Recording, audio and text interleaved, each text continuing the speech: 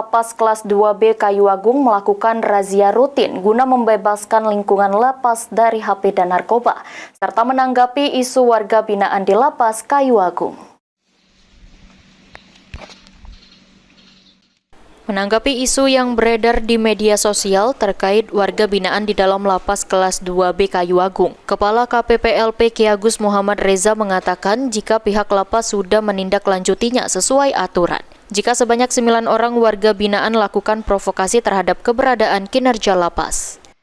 Dan kami dari Lapas Kelas 2B Kayuagung sampaikan bahwa adalah benar video yang sedang beredar itu adalah berasal dari warga binaan di Lapas Kelas 2B Kayuagung. Menindaklanjuti hal itu, kami dari Lapas Kelas 2B Kayuagung telah menindaklanjut atau memberikan sanksi yang tegas kepada warga binaan yang membawa barang terlarang.